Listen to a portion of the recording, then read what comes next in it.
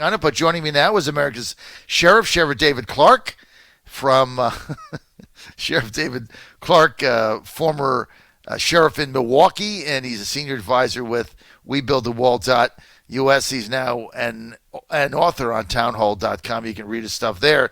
And he's with us now. Sheriff Clarke, great to have you. John, how the heck are you? I'm doing fine, Sheriff. And, as far as the Astros are concerned, I'm defiant. I really don't care about what they did because as far as I'm concerned, people have been stealing signs since baseball started. I was a pitcher. People stole my signs all the time. I used to, right-handed batter, if I tip my changeup, lean in, I would just say to myself, hey, I hope his helmet works today, and I'd knock him on his ass. That's the way the game is played. I think it's a bunch of BS. And let me ask you something else. What about the Red Sox? Where's that report? Where's their draft picks? Where's their media scrutiny? See, they get a pass because of the Boston Red Sox. So the whole thing, you know what? We're going to win the whole thing again in 2020, and then I can give the New York Yankees, who cheat every day because there's no salary cap and they buy all the best players, I can just go there and give them a formal New Jersey salute. What do you think? This is going to be interesting. I thought maybe I was the only one who thought that this was much ado about nothing. No, you and me. I wish that the major league players would just move on. Okay. Commissioner Manfred did whatever he did, and the people who ended up paying the price will live with it, have accepted it, no problem. It's just time to play baseball again. I'm listening to all these pitchers from other teams, the Dodgers, what a bunch of whiny babies from Los Angeles, talk about how they're going to throw at the Astros players. I thought, well, this will be good because the first quarter of the season out of a 162-game season is pretty boring anyway. Maybe we'll see some exciting baseball. And I'm going to remind the Dodgers and the Yankees that Houston, the Astros, still have some pitchers and they can throw right back at them. So maybe that'll make for an interesting first quarter of the season, which is usually pretty dull anyway. It's how the game is played. You and I played it a long time ago. You play the game to win. You get every edge you can. You steal signs on second base. I mean, I remember playing a game in college once. We were in a tournament, and our third baseman was our cleanup hitter, and the guy, he was just on a tear. I mean, the guy was just hitting everything. And it was the second inning. Guy goes from first to third on a single, close play coming to third, and he slides in, spikes up, gashes his arm, gets him out of the game, blood all over the place, big brawl, but he got him out of the game. I mean, there was no rule that said you couldn't do that. I mean, it was the way the game is played. And so, it's a tough game, in its own way. And so I think this is a bunch of nonsense. And as far as, Cody Bellinger whining, let's see, seventh game of the World Series, ground ball to first base. He threw it in the stands, cost the Dodgers 2 runs. His batting average in the World Series, 129. I don't think he's got any, get out of my face. I'm sick of these people. Whiners. I know, whiners. You're right, Sheriff. Thanks for coming on and giving me some therapy here, what I've had to go through. Finally, I just got to hear the story. I'm not even an Astros fan. I'm a Cubs fan. But I know. I still look at this thing and I go, oh, let's get on with it. Exactly. Who's your new manager now? I don't even know. After the end of the season, I know Joe Madden. He's out with the California Angels right now.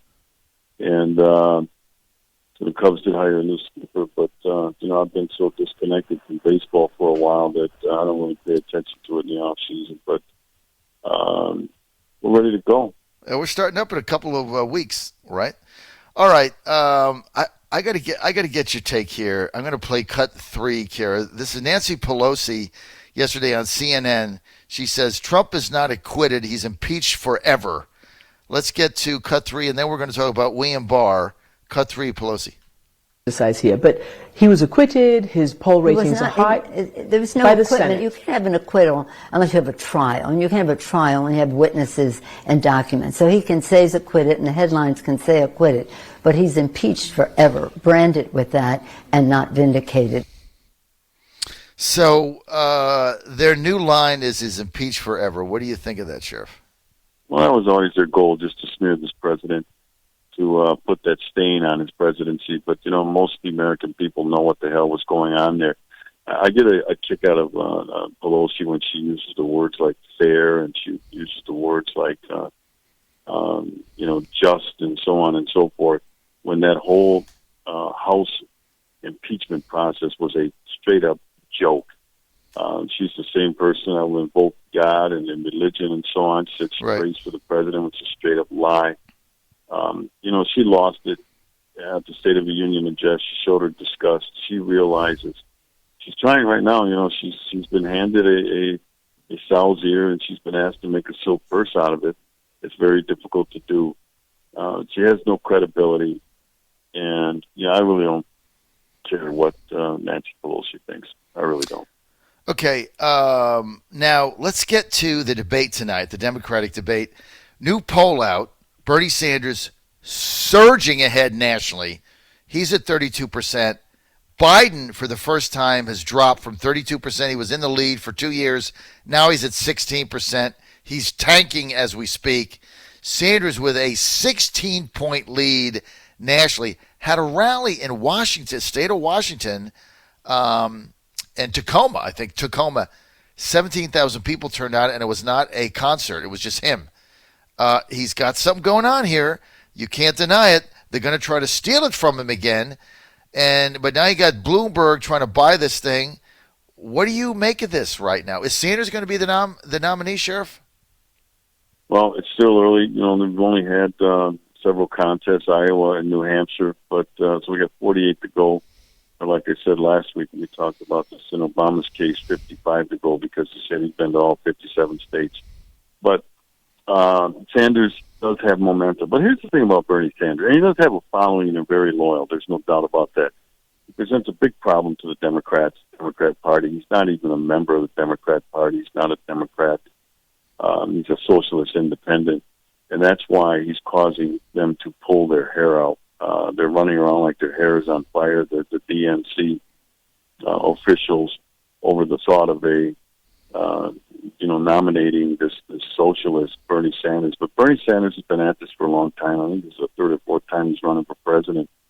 So he knows how this is done. He's good on the stump. I saw him the other day watched the town hall the other day featuring him, and he's pretty good. He's pretty good on the stump. If I were advising the Trump campaign, I would say do not take this guy lightly. We don't know yet who the president will be facing, but if it's Bernie, it's not going to be a laugher.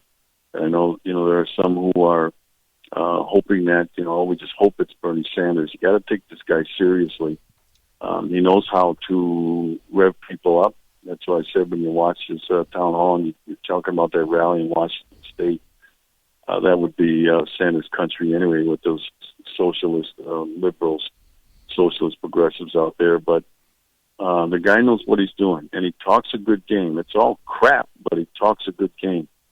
He hands you a crap sandwich, and he'll tell you how good it tastes. Next thing you know, you gobbling it down. So, long way to go. Biden is on life support. He'd be considered brain dead, if you want to use a medical analogy. The heartbeat detective, but he's brain dead. Now, Bloomberg is an interesting individual. If you recall, he's the one that spent $250,000 on negative ads against me in my last sheriff's race in 2014.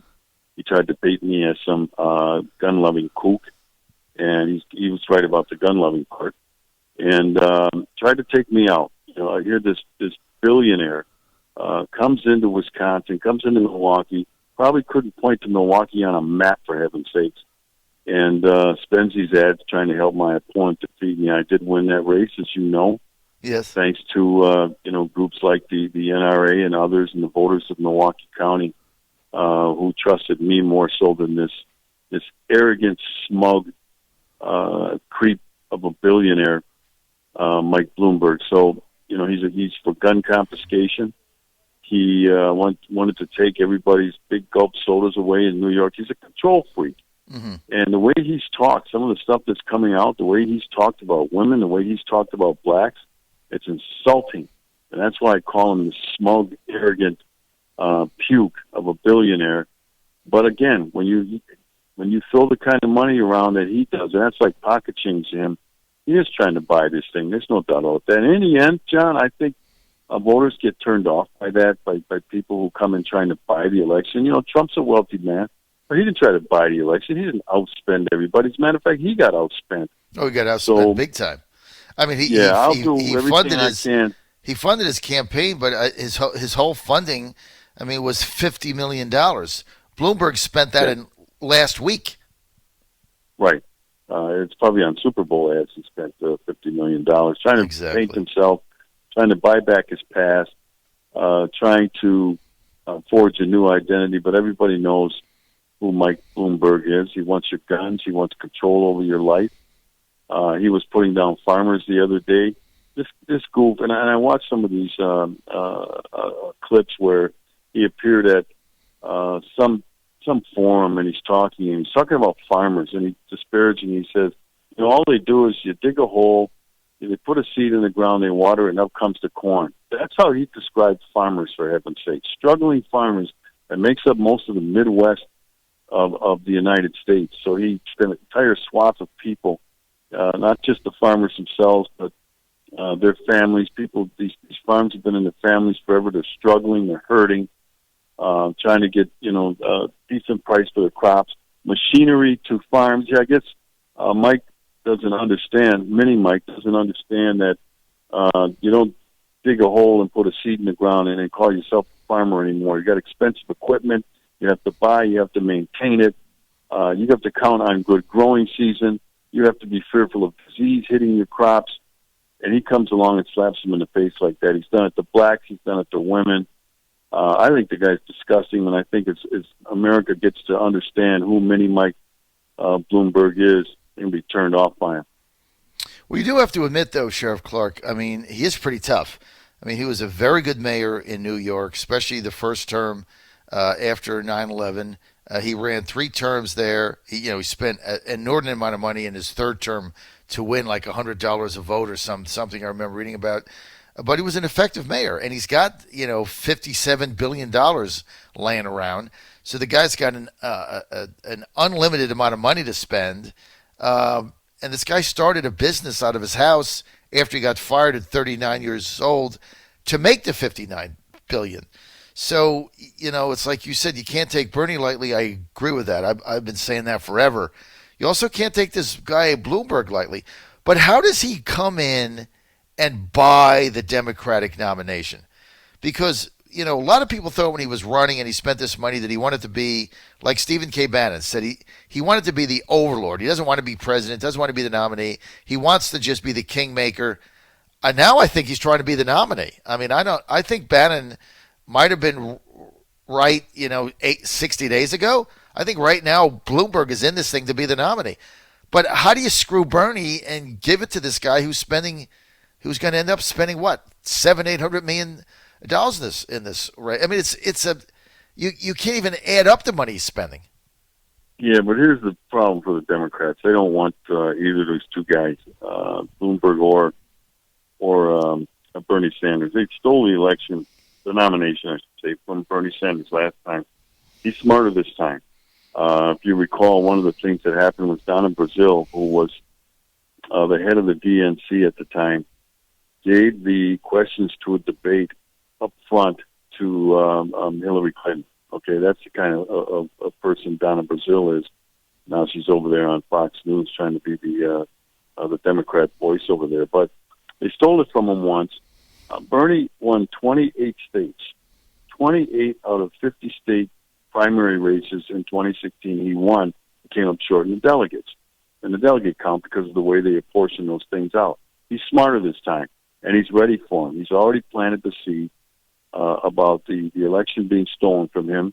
His supporters, his campaign staff, everywhere they go, they talk about they might steal it from us again. If they can, they will. But then who do they give it to? They're not real big fans of Mike Bloomberg. So where do they go? As a matter of fact, it's what I wrote about in my last townhall.com column. Where do the Democrats go from here? It's a tough situation for them. Someone will be the nominee. It's at a few contests. Mike is got all his chips in the middle of the table on Super Tuesday. I think they're like 17 states holding primaries on the same day, and he's banking on that. That's high-rolling stuff, I'll tell you, it really is. So we'll see what happens, but I wouldn't be surprised with anything that happens out of this thing. That's why I hesitate to make predictions. But right now, nobody can deny that Sanders has the big mo going, and it's going to be difficult to stop. I don't see how you stop it. He's going to win Nevada. He's up now by 19. Poll just came out 5 minutes ago. Nevada newspaper poll there, the Las Vegas Review. Sanders got a 19-point lead. He's going to win Nevada. It's over, right? That'll mean he actually won Iowa. Now they're saying that he did win that. He got 6,000 more votes than Pete. Won New Hampshire, wins Nevada. Now he's ahead in South Carolina. I mean, if he beats Biden in South Carolina going into Super Tuesday, Sanders would have won the first 4 contests. How do you stop him? And he's ahead in Texas, and he's ahead in Florida, and he's ahead in California. Yeah, that's why I said it's going to be tough, but this thing is a long way from over. That's true. That's true. And then he, if you look at his constituency, his base, so to speak, it's pretty much of a patchwork. Yeah, it's predominantly socialist, but he does okay with several of the demographics that are important on the Democrat side, and that's why he's leading this thing. But keep an eye on Pete Buttigieg. This guy is hanging in the back. You notice he doesn't make a lot of noise, hanging around. I could see Buttigieg being a guy that Democrats could stomach, and maybe somehow he makes a challenge at the end for this nomination. So he's still in the hunt. I think Liz Warren. She's taking on water. Her ship is taking on water. It's probably time to abandon ship for her. And again, who knows? Maybe somebody else steps up. Maybe one of these warmed up leftovers steps back in. Every once in a while you hear somebody chirping up. Kerry was talking about he was going to get in, and then you hear grumblings from Mrs. Bill Clinton that she's going to get back in, and who knows what's going to. It's a clown show over there. I agree with you about Pete, though. I used to coach basketball, and it kind of reminds me of teams I would play that they just weren't as good as we were, but they just hang around. That we ought to be up by 20, we're up by 8. We ought to be up by 17 in the fourth. In the fourth quarter, I'm up by 7, and they just hang around, and then all of a sudden, they get hot, and you're going overtime. I mean, that has happened to me. They just hang around the game. It's like, why are they in this game? And then they get hot at the end, and you got your hands full. So I can see that. I'm out of time. Sheriff David Clarke, always good to have you here. John Fredericks Radio Network, trucking the truth across America. Stay with us.